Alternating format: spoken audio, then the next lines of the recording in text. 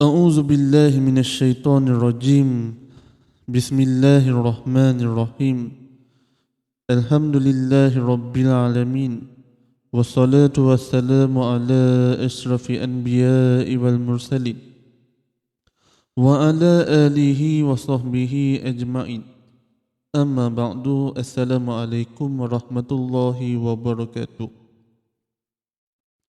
Bulan Ramadan, bulan jihad. Kalau kita lihat di dalam sejarah, terdapat banyaknya peristiwa yang berlaku di dalam bulan Ramadan. Selain daripada pembukaan kota Mekah dan juga peperangan Badar. Antaranya adalah peperangan Tabuk.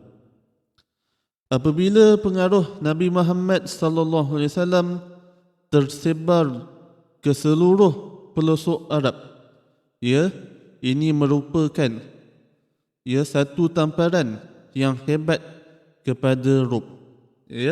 Pada ketika itu kita lihat bahawasanya Rom adalah kuasa besar pada ketika itu. Pada ketika itu ada dua kuasa besar yang memegang dunia ini. Yang pertama adalah Empire Rom. Yang kedua adalah Empire Parsi.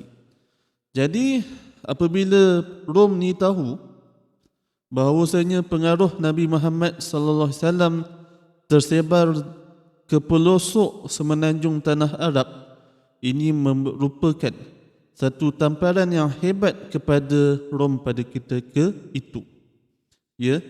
Pada ketika itu yang menjadi maharaja Rom Timur ataupun Byzantine adalah Hercules.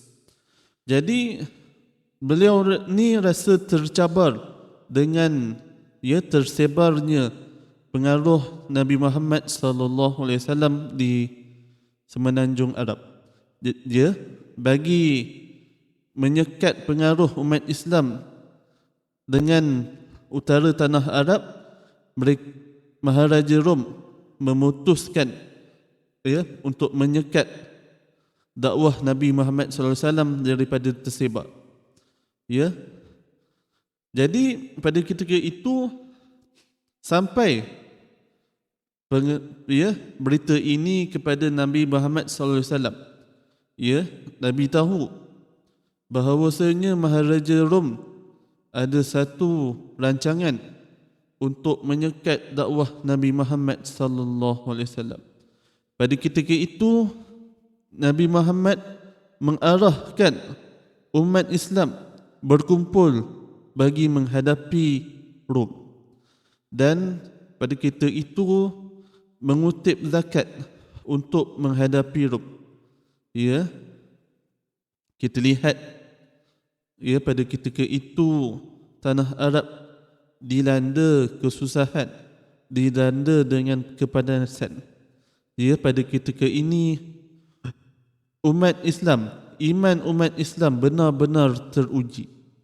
Tetapi walaupun ujiannya sangat berat, ujiannya sangat besar, mereka tetap taat dengan perintah Nabi Muhammad sallallahu alaihi wasallam. Nabi SAW sendiri memimpin tentera seramai 30,000 orang ke Tabuk. Jadi apabila tentera Islam tiba di Tabuk, tentera Rom tidak berada di situ. Tetapi sebaliknya Rom menarik diri apabila mereka lihat bahawasanya tentera Nabi Muhammad sallallahu alaihi wasallam begitu ramai. Tentera Islam bukan hanya ni, mereka juga terus mengasak tentera Rom.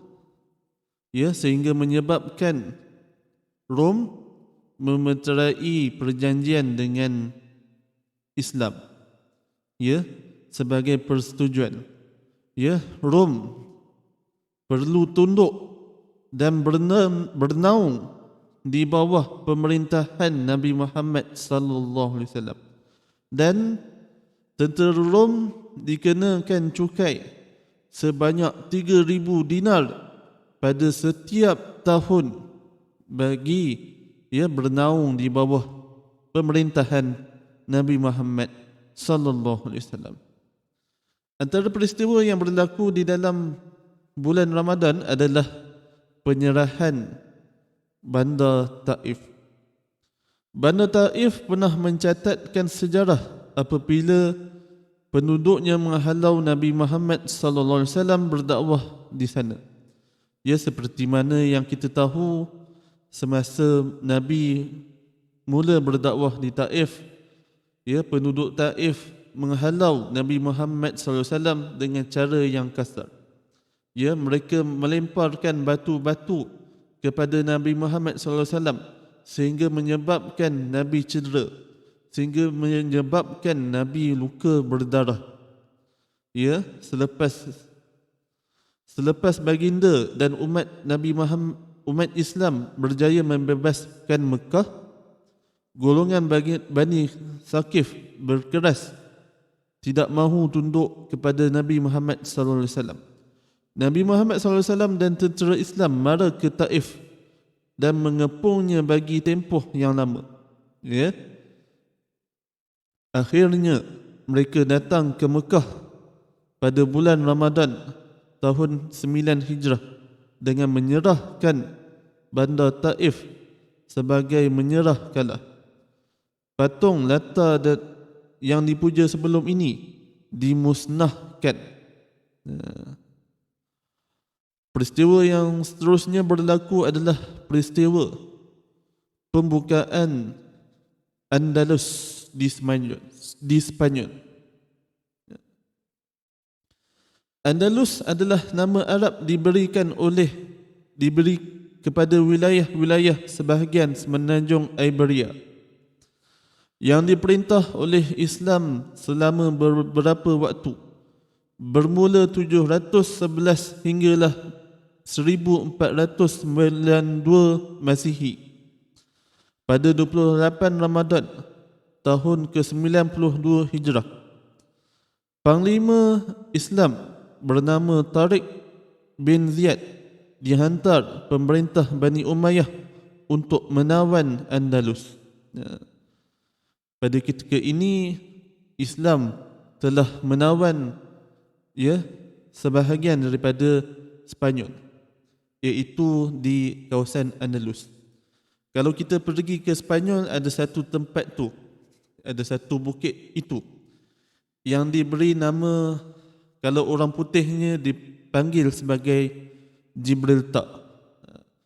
Sebenarnya nama asal Gibraltar adalah Jabal Ta, dengan mengambil nama sahabat Nabi, iaitu Tariq ibn Ziyad.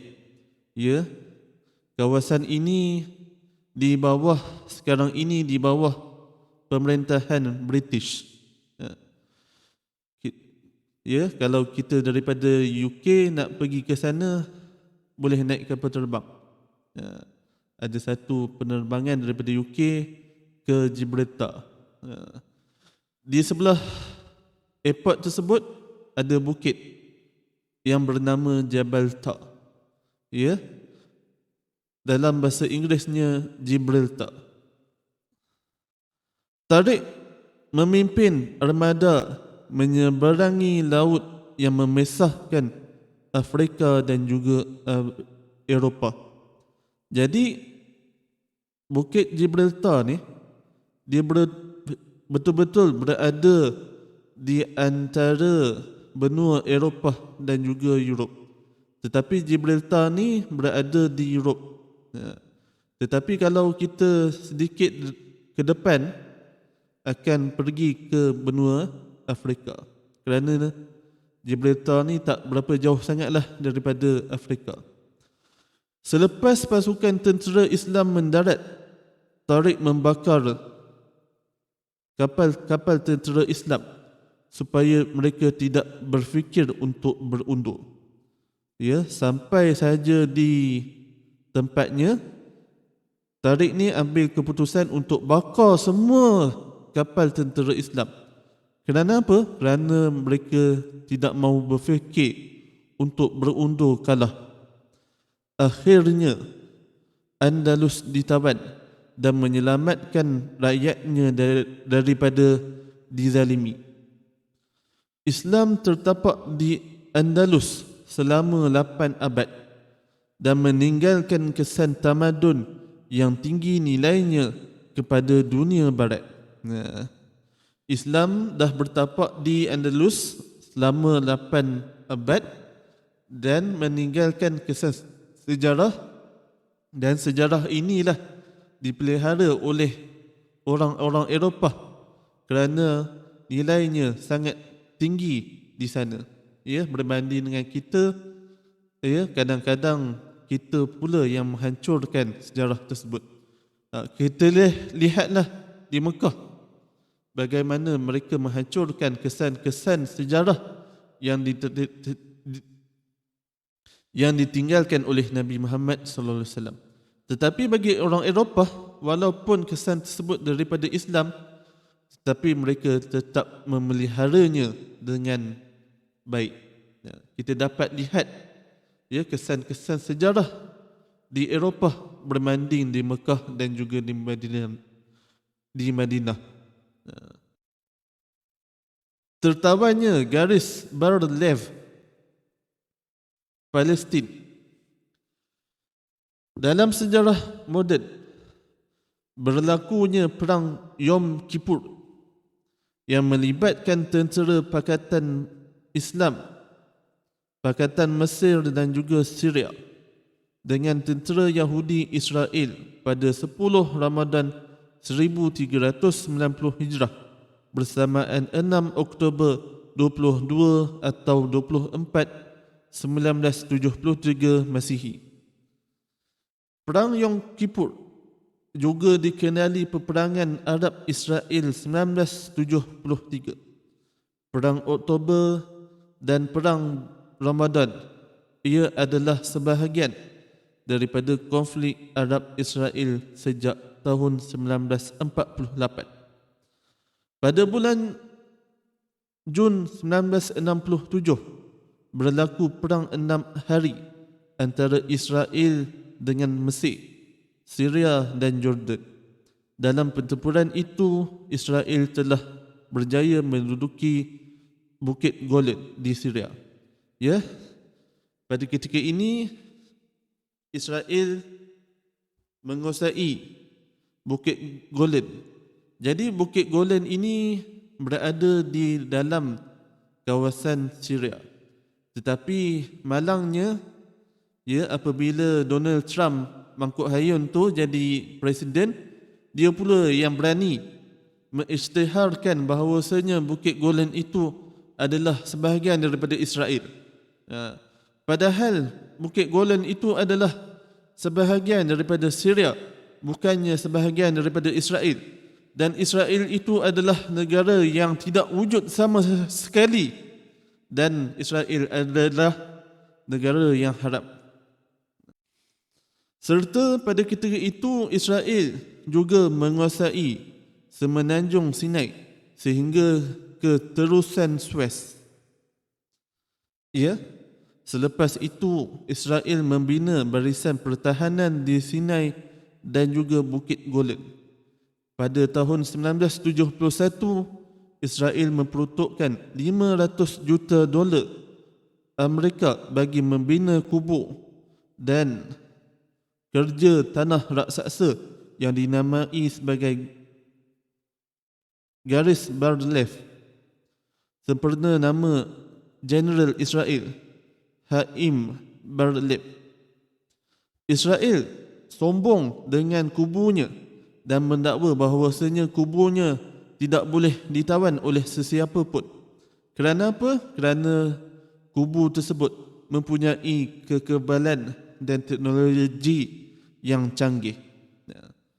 Tetapi walaupun canggih macam mana pun kubur tersebut, tentera Islam tetap berjaya menawan kubur tersebut, sekaligus mengalahkan Israel pada ketika itu. Antara peristiwa yang menarik dalam peperangan ini adalah peranan seorang ulama Islam merangkap Imam Masjid Bandar Suez almarhum Syekh Hafiz Salamah yang mengambil alih pemimpin operasi pada ketika itu. Inilah peranan ulama dalam peperangan tersebut, iaitu dialah yang memimpin operasi peperangan pada ketika itu. Beliau menggantikan jawatan ini apabila Gubernur daerah bersedia menyerah kalah. Pada ketika itu beliaulah yang mengambil jawatan Gubernur kerana Gubernur pada ketika itu bersedia menyerah kalah. Akhirnya para mujahidin gabungan tentera Mesir, Syria dan juga Bandar Suez berjaya mengasak tentera Israel, terpaksa menyerahkan semenanjung Sinai dan juga Bukit Golan. Inilah pentingnya peranan ulama di dalam perjuangan Islam. Jangan kita hina para ulama kerana peranan ulama itu sangatlah besar berbanding dengan peranan orang lain. Terdapat sekurang-kurangnya 20 peristiwa besar yang berlaku di dalam bulan Ramadan ini yang melibatkan jihad dan juga peperangan. Sekadar itu saja pada kali ini. Assalamualaikum warahmatullahi wabarakatuh.